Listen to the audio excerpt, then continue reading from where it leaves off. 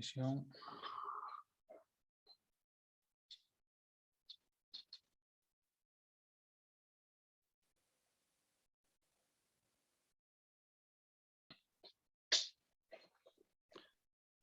Hello, good afternoon. One more Thursday, here we are on Lingua TV, broadcasting simultaneously on Zoom, YouTube, Instagram, and Facebook. So hello, everybody, wherever you are following us and following this webcast. I'm smiling because the first message on our chat is for our guest today, Luis Bond, because it's his birthday. So first of all, Luis, thanks for being here, considering that today is your birthday, and happy birthday. Thank you very much. I don't know if I can ask, how old are you? Yes, of course. 36. 36, yeah. Well, and you found some minutes today on your birthday to be with us and to enjoy and to share your point of view and your impressions about Black Widow. That is the movie that we are commenting today. And so double thank you for finding time for us today. Thank you for the invitation. And well, I am very happy to talk about cinema. That is the subject that I love. So this is like some kind of celebration for me. So I'm happy. Okay, so it's part of the birthday party. Okay. Yes, I can buy that. Yes, you know, on Lingua TV, the last Thursday of each month, we focus on our series called Original Version. It's the name of this series on Lingua TV on cinema. And we have been talking about different interesting topics in the previous months. And today it's the first time that we somehow open this initiative of the Cinema Forum, where we choose a movie that we shared with you some couple of weeks ago, so you could have time to watch it. And today we are reviewing it and trying to learn and to appreciate it. And of course, I think it's an interesting analysis for both who haven't watched the movie and for those who have watched the movie.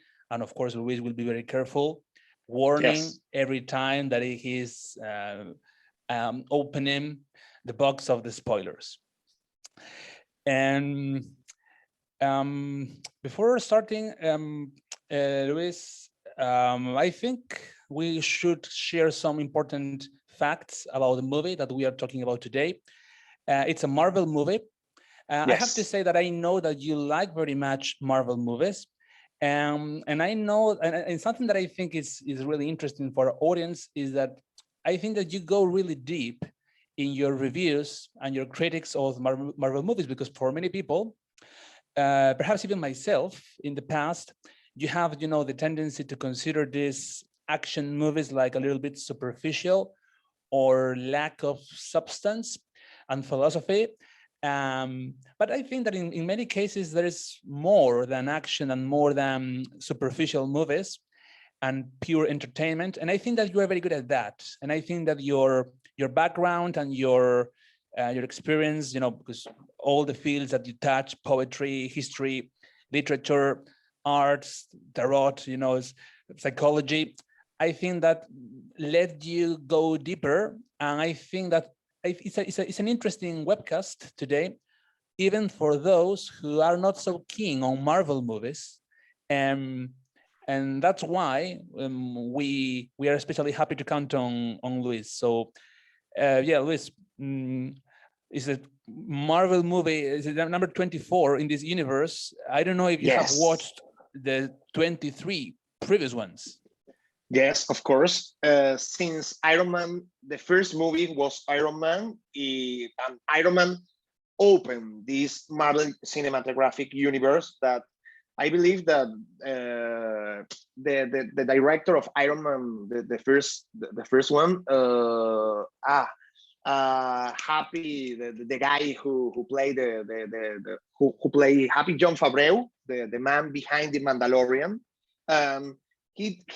he never dreamed about this first movie will create this whole universe and all the stories that are like around this, because there's not only movies. When you watch series in Disney Plus, they are making the whole universe in cinema, now in streaming, and I believe that they are going to another medias like video games, like mobile apps. There is a very big thing happening with Marvel that has no precedent, and this is like an amazing stuff. In these 24 movies, when we are talking, when we are including Black Widow, something special happened.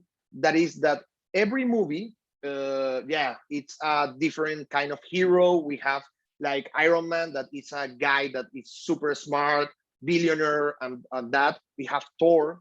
Thor, it's like the god of thunder, and we have like Captain America, that is a super soldier. Every hero has this unique personality and unique journey around about the development of the character, and this makes like everyone can relate to a hero, and this is like I don't know, like a superpower that Marvel has, because when we are talking about DC Comics, DC don't have this kind of empathy for the characters. Well, we love Batman and Superman and Flash, and few years ago we had Shazam, and that is like my favorite hero of DC. But the DC character, there are no so close to the audience. Sorry, there is some background noise. Give me 1 second. Okay, don't worry. Now, but we are not so close with the DC heroes, but Marvel has this like, our characters can be related to anyone, and this, for me, this is one of the foundational stone that makes Marvel this, well, not only universe, this cinematical universe. No, it's like what the film critic calls, this is like a event. This is like all the people, all the people that go to cinema is waiting for this event to happen twice in a year. That, okay, this is the Marvel movie that we are waiting for. And Black Widow is one of the most anticipated movies, because this movie was scheduled to be in theaters the previous year, and due to the COVID-19 situation, the movie was like, okay, there is no, this movie is not going out. I believe the first release date was March, and they move it to July, and then move it to December, and this is like, oh my God, 1 year waiting for this movie. And something important to know is that Scarlett Johansson, Natasha Romanoff, this is a second character in Avengers movie. This is like a very little screen time character, but the people really love it. So Marvel, it's like, well, let's make a movie, a solo movie of Black Widow, and this is like some kind of debt that Marvel has with their fans, because they make Captain Marvel, that was a movie that for a lot of people was like, so it's not bad, not so good. And Black Widow, yes, everybody thinks this, that is like the best superhero, a female superhero movie that Marvel has done to this day. Of course, we are sad because the character that Scarlett Johansson is playing, Black Widow, this character dies in Avengers Endgame. Well, this is not a spoiler; everybody knows this. And for some fans, this is like a bittersweet goodbye, but also this movie opens a door because we have new characters like Yelena Belova, the character that Florence Pugh is giving life. Also, Alexei, David Harbour, and a lot of rumors um, are talking about that maybe Florence Pugh is will be the new Black Widow, and everybody's happy. So this is like a movie to say goodbye to Scarlett Johansson and to welcome a lot of new and amazing characters to this whole universe that Marvel creates in theaters. Mm-hmm. Yeah, like you said, we cannot call a spoiler the fact that Natasha Romanoff dies, because she dies Yes. in a previous movie in the Avengers Endgame. So this Black Widow is a prequel, because it's like the story takes place before those events. And I think that one of the main reasons to create that story is to explain, or to help the audience understand better the end of Natasha Romanoff in that movie.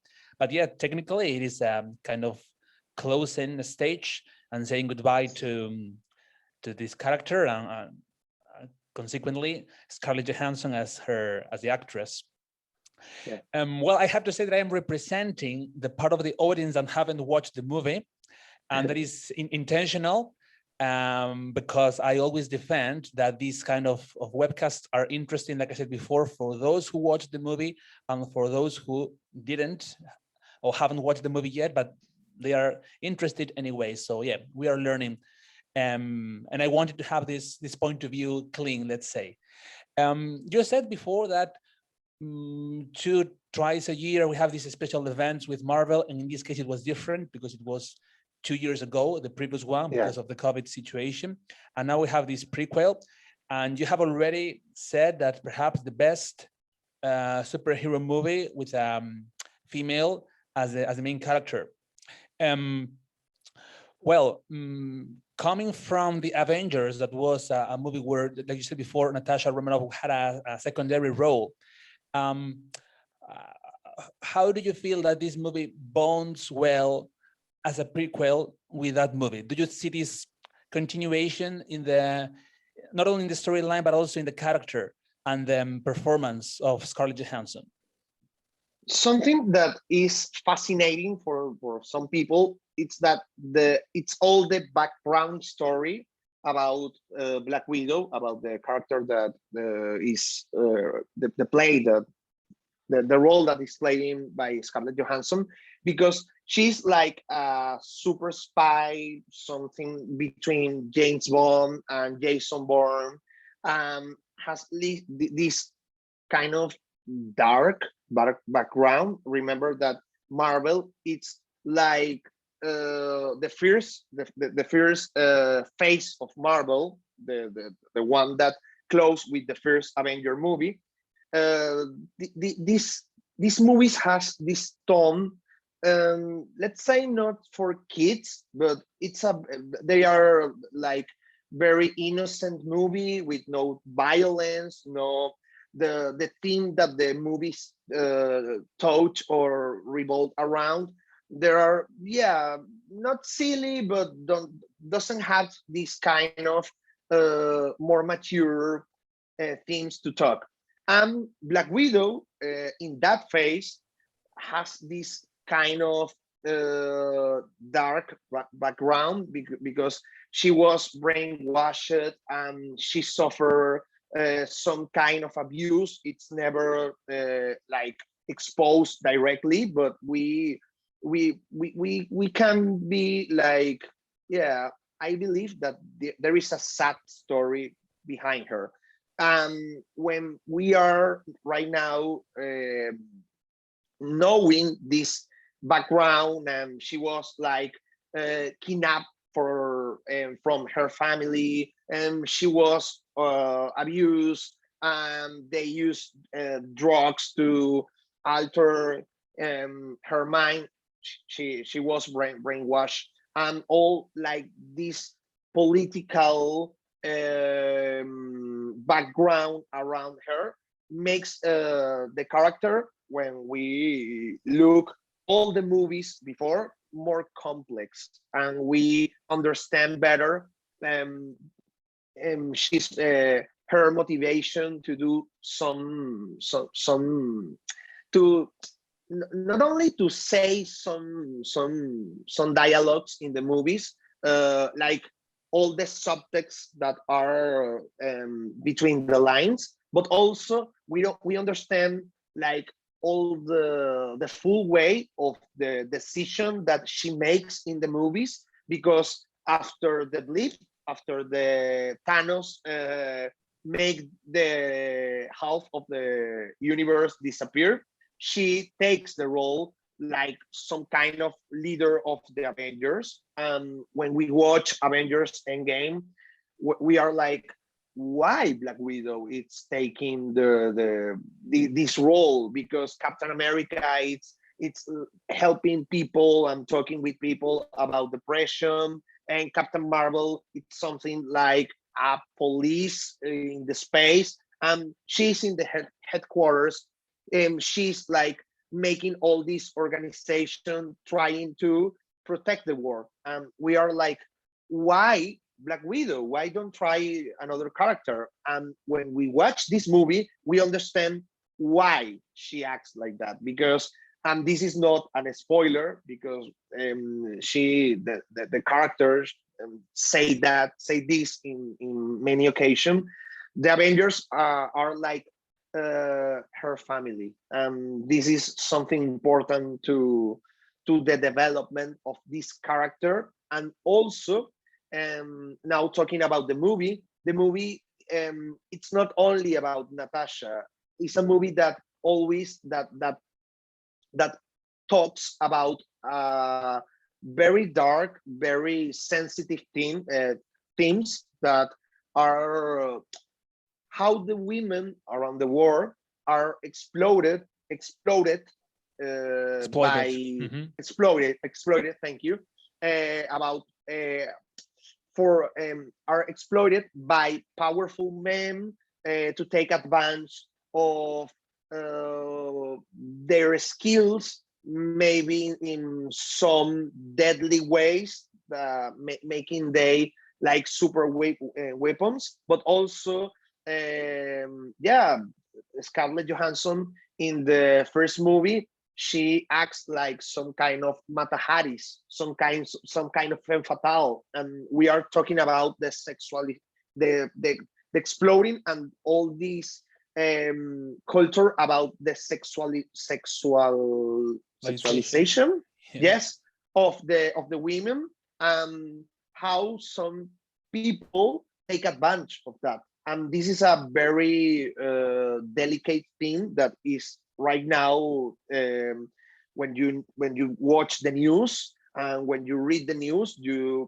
are always talking about how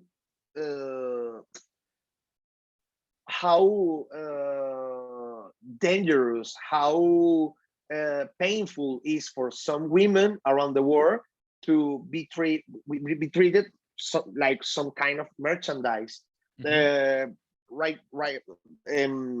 Right now, I read some news of the Olympics that I believe that was the volleyball team of I don't know if it was Switzerland on Norway, perhaps. Norway. Thank you. That they are talking about why we need to dress like in a sexy way with clothes that are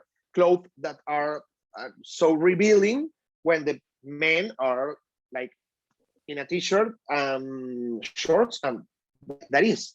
And Black Widow talks about these themes. Also, this is a movie directed by a woman, and this is not a very common thing in Marvel. We have in DC Patty Jenkins. She won the Oscar for Monster, and she's a terrific director and doing a terrific job. But in Marvel, there is no this common to see woman in the chair of the director. Kate Shortland did a terrific job with Black Widow. We have Chloe Zhao directing the Eternals. That is the next Marvel movie at the end of the year. We also right now we have in streaming in Disney Plus Loki. One of the Loki is created by a man and a woman, and every episode is directed by a woman, and this is important because we are talking about equally. We need to have this. Yes, for me, this is important that we have this equally in very important spots in the process of making a movie. Not only the men need to direct or be cinematographer or be or be editors. No, the women has the same rights to direct, to be screenwriters, and to create, because they have this special vision of the cinema that sometimes, because they don't have the opportunity, can be or maybe these visions, maybe these aesthetics, maybe these authorial view, the producers are like, we don't know, we can have this risk, maybe let's go for a man that have, I don't know, 20 action movies, but they take the risk with Kate Shortland, and I believe that she opens a door to another women to direct and to make these amazing action movies. Well, for me, there is no difference between a man or a woman in the director chair, but it's important to have this equality. I think we could close this intro before going deeper in some of the aspects that you have already mentioned. You have touched already some archetypes that we can find on Black Widow. Actually, I think it's one of the most important things when you review a movie, and also about equality, because of course it's not random. The fact that it's a female director telling this story at this moment. I think, like I said before, that we could close this intro sharing with the audience a little trailer where they can have, some I think it's 1 minute long with some images, real footage from the movie, and also some of the artists participating, sharing some feedback. I hope that the quality is good enough. Otherwise, we would stop it and we will continue, and then perhaps it would be okay to again, without spoilers, but to remind the audience a little bit about the plot, because you already said that Natasha is a spy, is somehow a movie about spies, and you have already given some information about her, but a little bit about the plot, so people can understand better what Black Widow is about. So okay. Give me 1 second so I can share the trailer with the audience.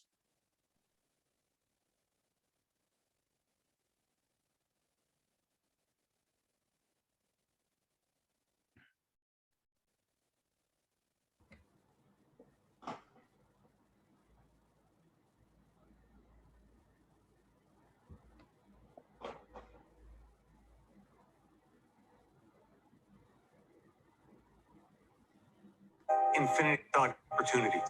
How to evolve into phase 4. I'm done running from my past. Natasha is a product of all these films that we've done. You will look at the past again in a new light, and we are sowing the seeds of new characters into the future of the MCU. It's good to see you too, sis. Kevin's genius is that he thinks in this really huge, unexpected way. You know a lot about the characters already, so there are presumptions that you bring to it. Okay, you got a plan, or shall I just stay duck and cover? My plan was to drive us away. And we like to subvert those. Well, your plan sucks. Marvel's created something absolutely extraordinary. We're excited for people to go to theaters to see and experience this movie in its place in the pantheon of the MCU. I made my choice. I'm done running.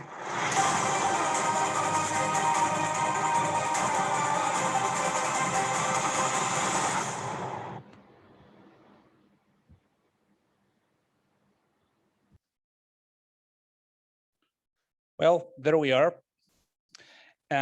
First of all, let me say that for those who like watching movies to learn English or to practice, Scarlett Johansson and Rachel Weisz are definitely the kind of actress that you can count on to practice your listening, because I would say that they have a really clear English, and the way they articulate really facilitates that you can understand and enjoy the movie that you're watching.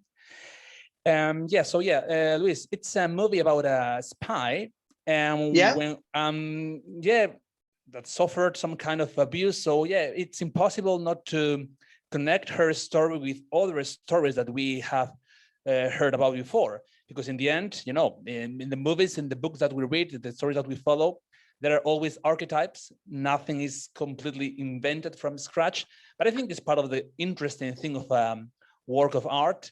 So you have already mentioned a little bit of James Bond, and even, I don't know, Nikita or the Americans. You know, there's what did you see behind the character of Natasha Romanoff? Okay, and first of all, we are talking very little about the plot. The movie is it's after Captain America Civil War. Captain America Civil War. It's a movie that creates like some kind of fracture between the Avengers. There is like a political situation that revolves about the superhero needs to stay in the shadows, like to be anonymous, because if a superhero has this, for example, I am Iron Man and my name is Luis. Everybody can look or can stalk me or look after my family and try to hurt them. So with this Captain America, we are creating, with this movie Captain America Civil War, we are creating like this two sides of the coin. One side, it's we are superheroes with the government, and we are happy to everybody knew our identity. And another side of the coin, it's we want to remain we want to remain anonymous for the people, because this is the only way that we have to protect the one we love. Natasha in Civil War was in one side of the coin and suddenly flipped to the other side, and that put her in a situation making her some kind of fugitive. So the movie starts with all the government looking for Natasha to put her in jail, and well, this starts with Natasha running away, and suddenly she is intercepted. We are not talking about the spoiler because this is in the trailer, for some mysterious character, and this character is connected to her dark past. So this is like this is a very short synopsis of the movie. And what is happening, it's some kind of plot that can be related not only to James Bond for the actions, the sequence on all this stuff. It's more related to Jason Bourne, the guy that plays Matt Damon, Bourne Identity, Bourne Ultimatum, Bourne, I don't know, I believe that there are 4 Jason Bourne movies. Because we are talking about some agent that doesn't have identity. Natasha did she don't have family. Her name, she say, my name is Natasha Romanoff, but maybe this is the name that someone assigned to her. She has this traumatic childhood. Well, she doesn't have childhood. She's like a killing machine at 10 years old. So this movie, it's in an archetype way. It's talking about a little girl that is innocent. Suddenly, she's kidnapped of her safe place and transformed to some kind of femme fatale, mataharis, this deadly weapon that it's going to be used to kill people. This is like one myth, the myth of Kore and Hades. Hades, it's Hades in the myth. It's like a metaphor of some of the content that we have in our psyches. Sometimes suffer this kind of violent rapture. This is like the traumatic experience for someone to go to the school. We know that the children, and some children are happy to go to the school, and other children are crying, and I don't want to left my mommy and my daddy. But this kind of rapture, this kind of this kind of rapture works like in a traumatic way to make these children grow up, to develop his personality. And this is happening with Natasha Romanoff, of course, in a very dark way. So she's not like, I don't want to go to the school. She's like, I don't know who I am, who is my father, who is my mother. I only know that I am from Russia. That is all the information that Natasha has. And this new character, Alexei, Melina, Yelena, is like some kind of family that she created in some point of her life. They are important to Natasha. And this is a movie that revolves about the importance of family, the importance of well, maybe I don't know who I was, but right now I know who I am and what I am going to do, and what how my identity doesn't have to be a determinist on a determinist way of my future. So it's a very complex movie in that way. Yeah, because in the end, it's about who do we belong to? Like in the end, you are talking about identity, and it's difficult to have a clear idea of your identity if you don't know where you belong to, because you were kidnapped from your family. And then you mentioned a couple of times before that also when you were describing the Avengers, that she found some kind of family, and these people around her that become important. I think it's not also a team in their battles. It's actually the family, the kind of people that can give her some affection or support, but gives her also an identity, because it's easier to know or to have an idea about who you are when you know where you belong to, because belonging to Russia is not enough, in other words. Yes, and also the Avengers are some kind, or offer some kind of redemption to her, because Black Widow has killed a lot of people. She was, as I told before, like a deadly weapon to kill any kind of leaders, any kind of politics, any kind of women, men, children. She has like this kind of issue that happened also with Bucky, the Winter Soldier, that he also have his he also has the brainwash. He can kill anyone. And when we watch Falcon and the Winter Soldier, we are watching this journey of Bucky trying to find redemption. This is the journey that is going through Natasha, and not only in this movie, in all the arc that create the development of her character. And since Iron Man 2 to Avengers Endgame, she's always trying to redeem herself for all the damage that she has done in entire life. Yeah, because it's a double trauma. You know, it's the first trauma is when you lose and you are, you know, taken, and you lose that main bond or attachment that a child should have, you know, with the mother first and the father and the family around, you know. So you lose that, but you don't need a redemption for that because it's not your fault, you know, so you don't feel guilty.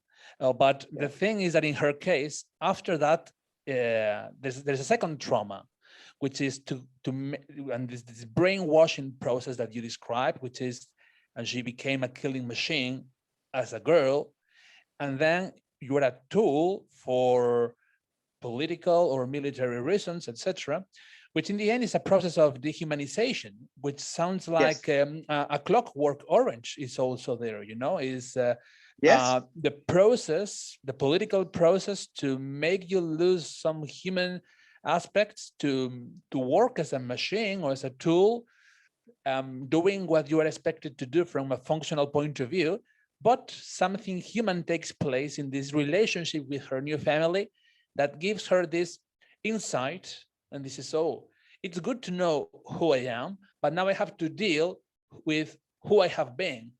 And now then I need this redemption, with this second trauma. And also, not only Natasha, but all the girls that were abused, brainwashed, they believe that the only thing that they can do in their life it's to kill. They don't have any idea, or maybe I can dance, maybe I can create a family, maybe I can, I don't know, have a puppy. No. They are, my only goal in life is to follow orders and kill people. That's all. So also this is some kind of I can relate this movie with also the myth of the cave of Plato, that there are some people living in a cave. They are like handcuffed to a wall, and they are watching shadows, and they are believing that the reality are these shadows. Natasha is the one who break the handcuff and go out of the cave. Whoa, this is the reality, not the shadows. And she's trying to help another girls to get out of the cave and wake up. So once again, this is another type of redemption. Not only I'm going to save the world, and the other type of redemption is I also want to save the people that it's struggling with this brainwash and this horrible machine that make us like, I don't know, like psycho killing robot machine, and try to to give back this humanity factor to girls that lost everything. Brilliant, Luis. That's really interesting, and that links very well with the beginning of this conversation when we were trying to defend that there are different ways to enjoy a Marvel movie or a superheroes movie. It's a good action movie itself, and without thinking too much, you can enjoy it perfectly. But if you are more keen on kind of cinema with some, deeper background in each character, and in the story and try to find some philosophy there. Of course, with the right perspective and with the right information, for sure, these kind of movies are also, enjoyable. Before moving to this section, our favorite section with the questions from our audience, I think it would be okay to play a second clip, also 1 minute long, with some more information with the making of. But one more question, Luis, before this second clip. Would you recommend people to watch this movie if they have not seen a single Marvel movie before? I mean, not even the Civil War or the Avengers. Yeah. Like they have no idea about this Marvel universe and the background. Is it a movie that you can enjoy? Yes, and this is like a Marvel superpower that you can take any of these 20-something movies and watch it without any context, and you are going to enjoy it, and you are going to understand all the things that are happening. Oh, you watch previously all the other movies, and yeah, you are going to be like another layer of conflict, but this is like a standalone movie without problems. And if you watch the movie after this interview, it will be, again, even one superior layer, because you have learned very interesting information to try to understand in a better way the character of Natasha Romanoff especially. So yeah, time for you. Start thinking your questions for Luis, because I am playing the second clip of this session, and I will be very happy to listen to know from your questions and share them with Luis. Let's go.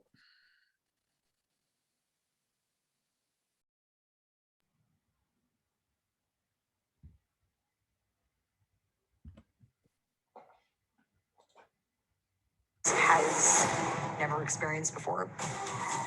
The action in this film is real. You have these huge armored vehicles going through these iconic streets in Budapest. Budapest itself is so important to who Natasha really is and what drives her. And she finds this family from her past there. So we're gonna talk like grown-ups? Is that what we are? Within like 2 days of knowing Scarlett, I was just ramming her into a door frame. All the fighting in this film is so emotional and about not knowing how to say what you feel. It's good to see you too, sis. There's some of the most intense fights that we've had in the MCU. There's this big fight scene in this enormous prison. There were 400 extras. This doesn't feel like a movie, it feels real.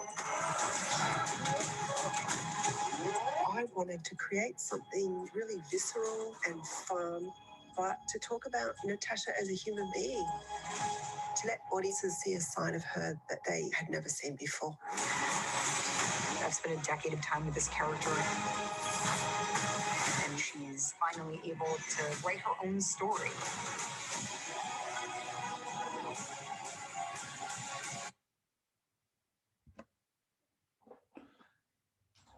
Well, yeah, one of the things that we could, sorry, 1 second.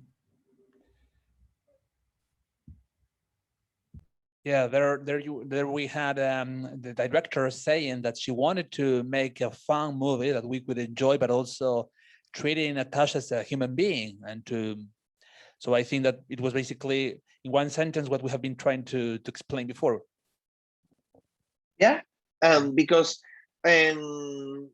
she for a lot of Marvel fans was like underestimate character, underdeveloped character. In Black Widow we are we are watching her like shining. For me was like, as a film critic, like, oh my God, Marvel, why you didn't make a Black Widow movie before? Because if by any chance you are not familiar with Marvel cinematographic universe and you watch Black Widow and you fell in love with Natasha and you make this homework of watch all the other movies, when you are in Avengers Endgame, the thing that happened with Natasha, then well, she sacrificed for all the people, um, gains like another level of significance, like another level of importance, and is like, whoa, maybe I will maybe I cry a lot when Natasha Romanoff dies in Avengers Endgame. If Black Widow in a parallel universe was released like 2 years or 1 year before Avengers Endgame, and I watched that sequence, I believe that, I don't know, maybe I will cry like no tomorrow, because there is so much intense emotions and very rude feelings for Natasha and what she did when you watch this Black Widow movie and you understand better what happened in Avengers Endgame. Mm-hmm. True. Thank you, Luis. Luis Bond, as you know, a film critic, filmmaker, professor of cinema at the University Andrés Bello in Venezuela, also as owner at his own studio, the Magus Films. Brilliant analysis. I think very, very enjoyable conversation. Thank you very much. I wouldn't like to close this interview without questions from the audience. So it's your time. Anybody interested in asking any question to Luis?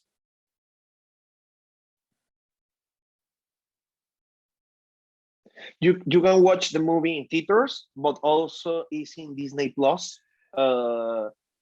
For because I know that due the COVID-19 situation, are like, I don't want to go to a theater, but you can watch it in your house without any problem, safety measures and all that stuff. Yeah, I think it was released simultaneously in theaters and Disney Plus, actually. Yes, that is one of the strategies that a lot of movies are doing, and we watch this strategy. We see this strategy also with HBO Max. They release Space Jam 2 in theaters, but also they did the same thing in streaming. For me, this is the future.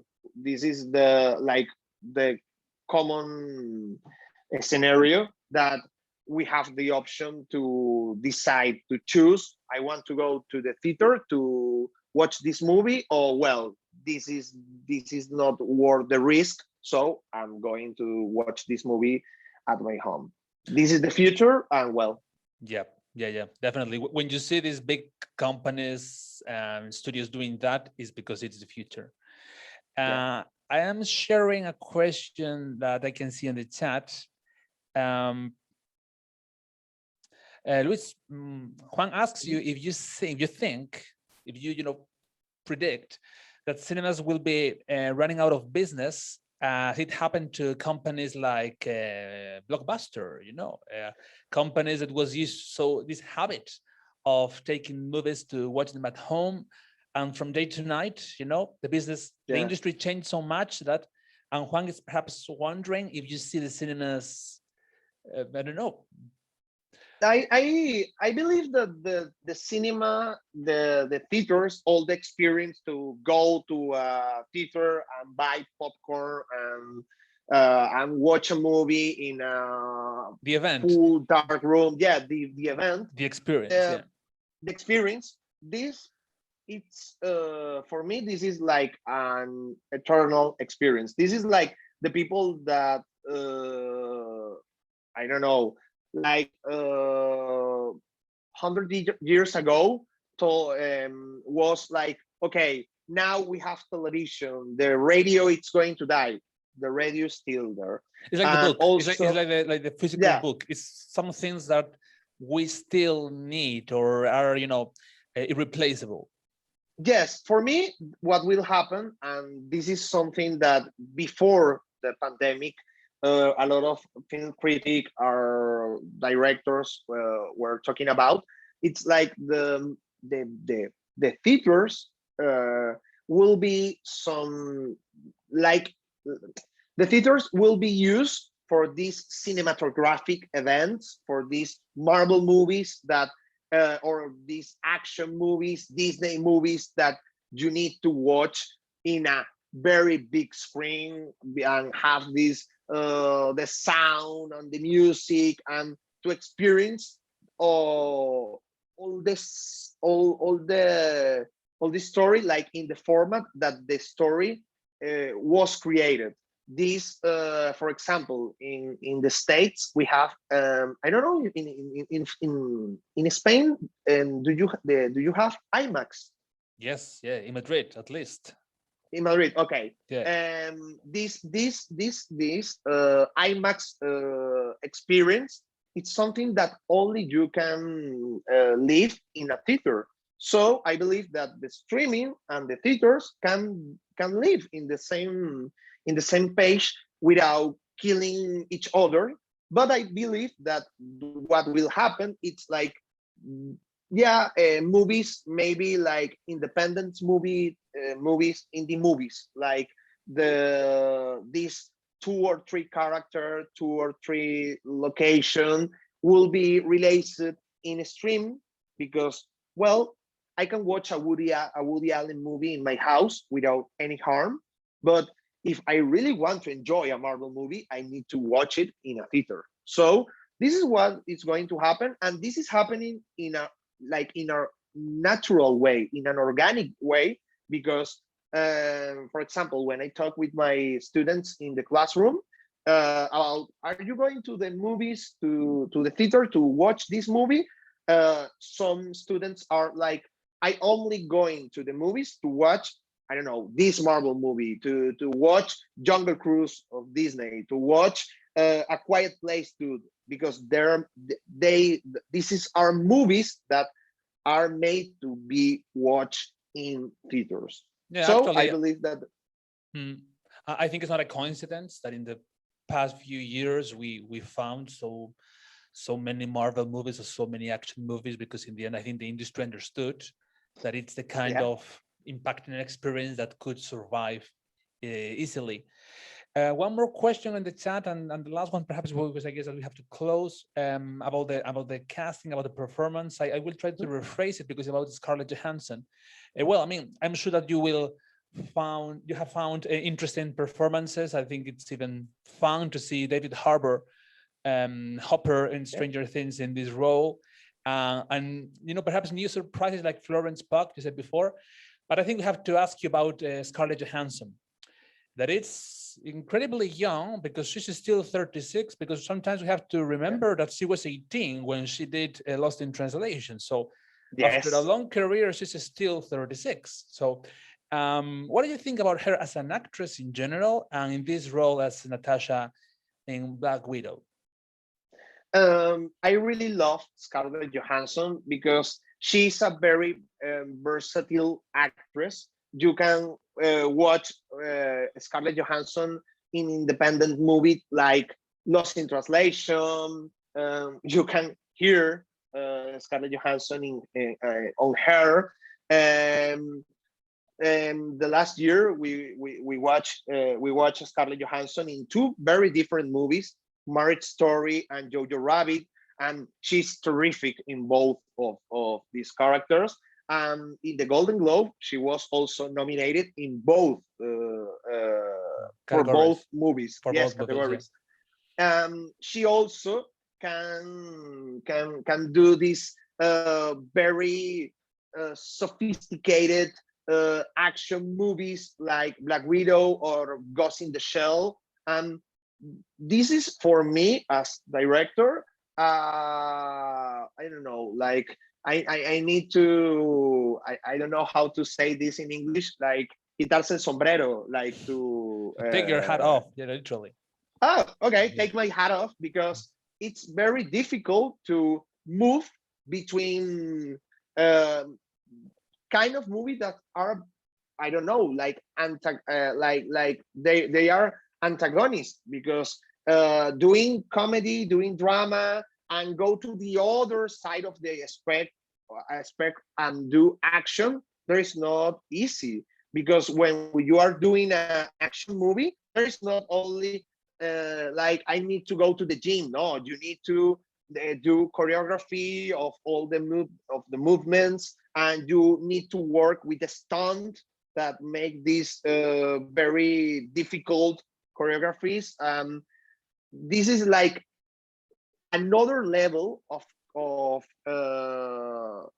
range that the actor can give in the screen. And no, and this is not common, because we always like try to put in boxes like, oh, Jason Statham, he's a terrific actor that do action, but try to take Jason Statham or Dwayne Johnson or Arnold Schwarzenegger and put they in a, I don't know, drama or comedy. Sometimes this is like a horrible experiment. And Scarlett Johansson can move easily between genres without problem. And this is not a common situation with an actress, with an actress. Definitely. Yeah. Well, we could keep on talking about the movie as usual, but yeah, I think it's time to close. Just remind you that well, in August we will have a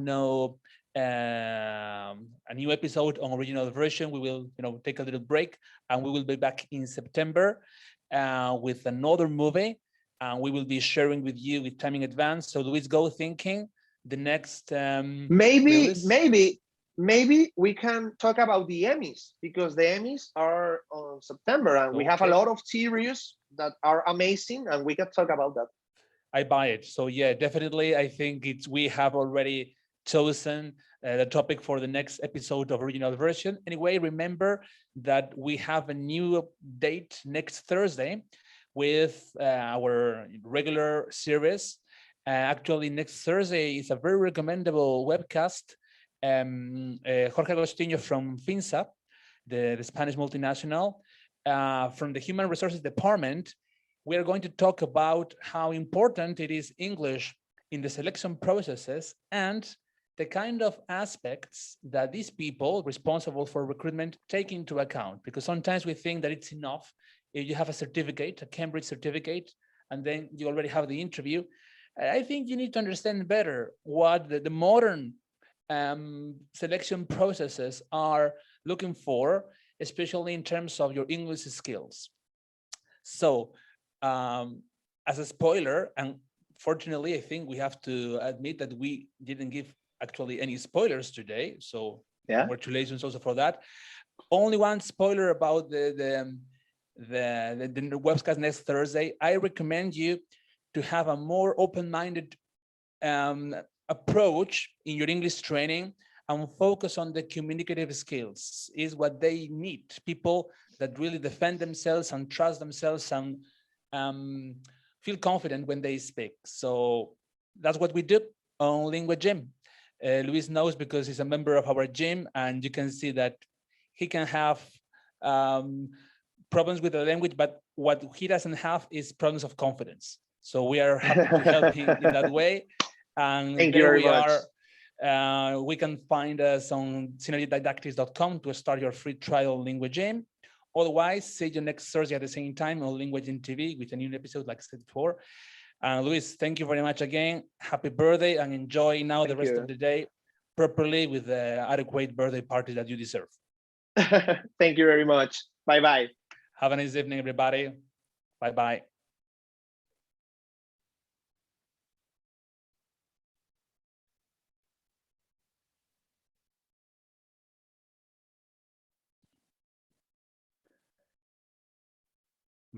Vale, estaba cerrando todo para asegurarme de que... Igual todavía estás grabando, por si acaso. Sí, eso no me importa porque solo... Lo picas. Okay. Eso después lo corto, pero